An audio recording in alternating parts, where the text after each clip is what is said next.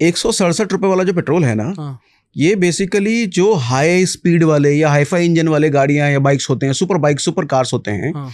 ये उनके लिए है। हाँ। और ये 2020 में लाया गया था। हाँ। और जब ये लाया गया था तो शुरुआती प्राइस ही उसका शायद ₹160 के आसपास था। नहीं 140 के आसपास या 140-45 के आसपास ऐसा कुछ रहा होगा। हाँ। तो पहले दिन से ये क्लियर है कि ये नॉर्मल पेट्रोल नहीं तो है। कल ये मंत्री जी काहे बोले कि जिनको शुद्ध पेट्रोल चाहिए वो ₹170 100% एथेनॉल वाला 100% पेट्रोल वाला के लिए ज्यादा पैसा दे। उन्हें तो कम से कम ये बात नहीं बोलना चाहिए।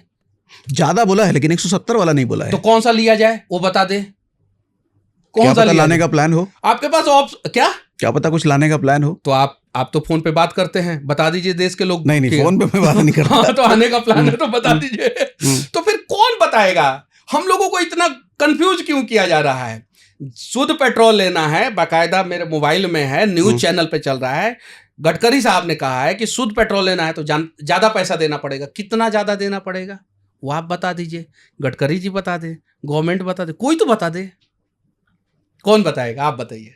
आपके तो दर्शक भी हैं, पूरे देश में आपको देखा जाता है, कौन बताएगा?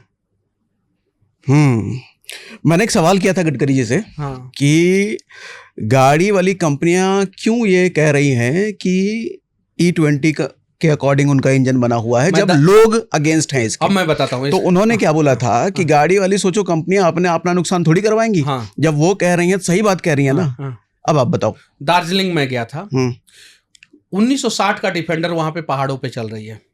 कब की? 1960 की। मैंने बाकायदा वीडियो बनाया था। पुरानी गाड़ियां थी और पहाड़ पे चल रही है।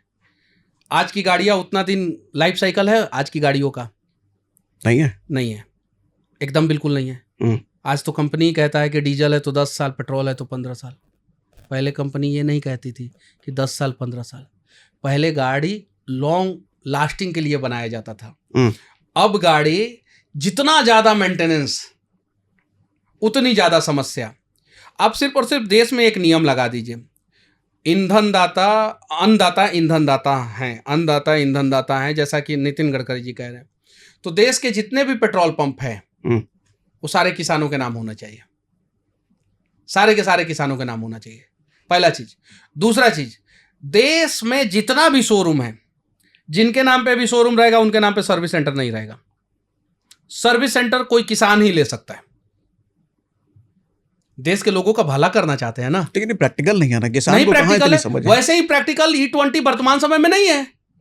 मतलब आपका प्रैक्टिकल, हमारा प्रैक्टिकल भाई प्रैक्टिकल है नहीं है। आप तो भाषण क्यों दे रहे हैं कि ईंधनदाता ऊर्जादाता, अन्नदाता ही ईंधनदाता बनेंगे, अन्नदाता ही ऊर्जादाता बनेंगे। ये तो प्रैक्टिकल नहीं है। यही मैं बोल रहा हूं कि प्रैक्टिकल नहीं है। ये भी प्रैक्टिकल नहीं है कि उड़ने वाला बस अगला 50 साल में आएगा। ये भी प्रैक्टिकल नहीं है। अब ड्रोन से एक छोटा सा बस बैठा के उस पर 2 आदमी को बैठा के अब बोल दीजिए नोएडा से ग्रेटर नोएडा भेज दिए और देखिए रिसर्च चालू हो गया। ये प्रैक्टिकल नहीं है। यही चीजें मैं समझा रहा हूं। और गवर्नमेंट के हम लोग खिलाफ नहीं है, गवर्नमेंट की आंख है, हम लोग तीसरी आंख है। गवर्नमेंट हमें अपना दुश्मन ना समझे। नेता लोग तो फिर भी देश छोड़ के चले जाएंगे, उनके पास पासपोर्ट है। हम जैसे लोगों के पास पासपोर्ट भी नहीं है, बनने वाला भी नहीं है हम लोग का पासपोर्ट। भाग भी नहीं सकते हैं देश छोड़ के, क्योंकि इतने नहीं आपके पास? कैसे बनेगा? इतने सारे मुकदमे हैं, नहीं छोड़ के भाग सकते हैं हम लोग देश। और देश से हम लोगों को बेहद प्यार है। ये लोग तो चले जाएंगे। किस विधायक सांसद के पास और मंत्री के पास और उनके बच्चे के पास पासपोर्ट नहीं है? आप बताइए ना, किस बड़े बिजनेसमैन के पास पासपोर्ट नहीं है?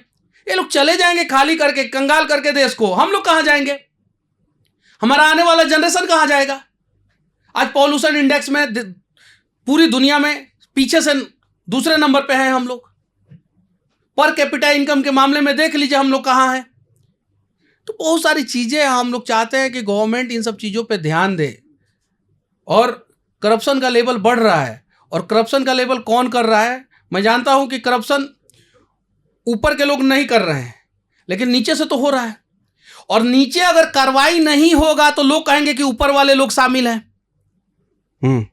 कहेंगे कि नहीं कहेंगे?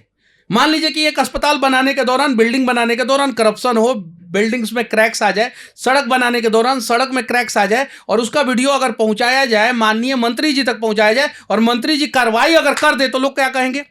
मंत्री ईमानदार है, ठेकेदार चोर था। और अगर मंत्री जी कार्रवाई नहीं करेंगे तो लोग क्या कहेंगे? ठेकेदार से लेकर मंत्री जी तक मिले हुए हैं।